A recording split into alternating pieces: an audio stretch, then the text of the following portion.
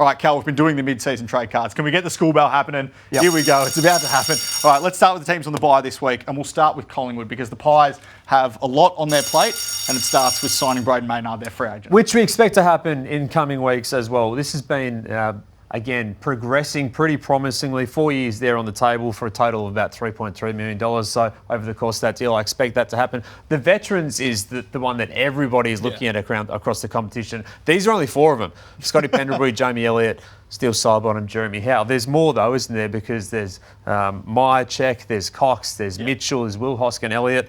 Look, you expect these guys to go on, particularly the first 3. They'll be absolutely keen to do that, and their form persists with that. But the point of Collingwood's sort of conundrum, though, is they can't keep all of them. So they're going to have to stagger some of these guys out. Who are those guys going to be? If I'm another club, I'll be going to Brody Myercheck and saying, here's 2 or 3 years, or 2 years plus a trigger for a third. If you're on track to kick another 40 goals this year, come and play for us and finish your career with us, because at the moment he's without a contract. He started his career late, so he's a bit of a younger 32.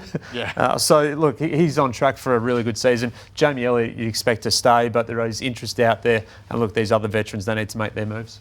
Darcy Cameron, he's the big one as well. He's so important, All-Australian squad last year. Out in 2026, they don't have to make a decision on him yet, but wants a longer contract. That's been stalling at the moment. Interesting part behind that is the 3 ruckmen behind him, Oscar Steen, Ilaro Smith and Mason Cox, all uncontracted beyond the year. They're happy with Steen and Smith, though. We see them staying at the club. He is contracted for next year, as you say, but the decision-making has to come into this year, I think, because if there's no contract extension by the end of this year, then he might put his hand up and say, I want out, because there's interest there from West Coast. We've spoken about Carlton as well. Matty Rowell, well, this one is still continuing to lurk because he still remains out of contract. We know that he met them late last year as well. They're in that race. There is a feeling around the Pies, around the competition, that they have a big fish locked in. It's just a matter of who that is.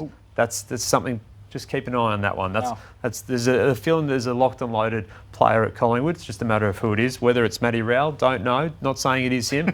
Could be somebody else. Now, fine points as well.